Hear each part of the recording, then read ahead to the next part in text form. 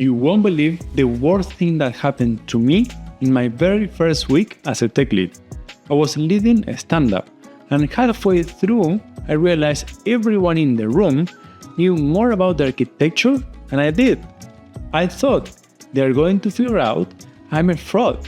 Sound familiar? If you're a new tech lead, or even just aspiring to be one, there is a good chance you have felt this too. That creeping sense that you are not qualified enough, not experienced enough, or just plain lucky to be in the role. That's imposter syndrome. And today, I want to share a story of how I deal with it, what I learned, and how you can start flipping that script in your own leadership journey. When I became a tech lead more than 10 years ago, I thought I had to know everything.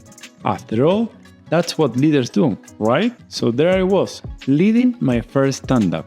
One engineer mentioned a complex bug in our microservice architecture, and I had no idea about that particular flow. I nodded, pretending to follow along, while internally panicking. My brain was screaming, "They're going to realize you shouldn't be here." That night, I seriously considered asking my manager to step down. Here's what I learned.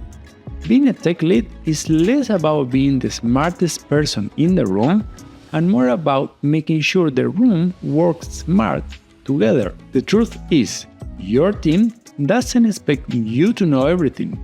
What they do expect is that you listen, facilitate, and help clear the path for them. That realization shifted everything for me. A few days later, one of my senior engineers pulled me aside. I braced myself for the worst. But instead, he said, it's refreshing that you don't pretend to know it all. It makes it easier for us to bring things up." That hit me like a brick. What I thought was a weakness, admitting I don't know, was actually building trust. Imposter syndrome feeds on silence.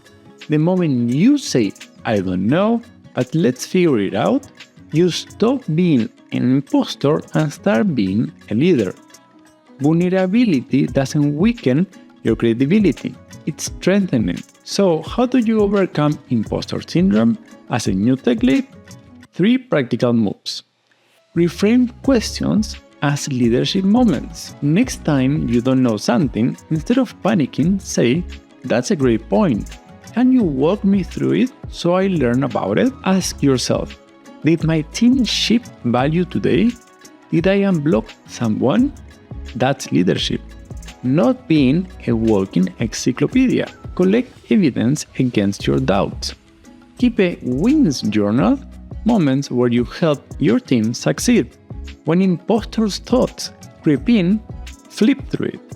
Bonus points if you use this journal to do self-assessment every few months. A few months later, I look back at that first stand-up. What I thought was my worst failure was actually my best start. It forced me to lead differently, not just by authority, but by trust. If you are a new tech lead experiencing imposter syndrome, remember this. You don't need to be flawless. You just need to be real, curious, and committed to your team's success. That's what makes people follow you. And here's the kicker. The very fact that you worry about being good enough, that's a sign that you care. And caring is the foundation of great leadership. So here's my challenge for you.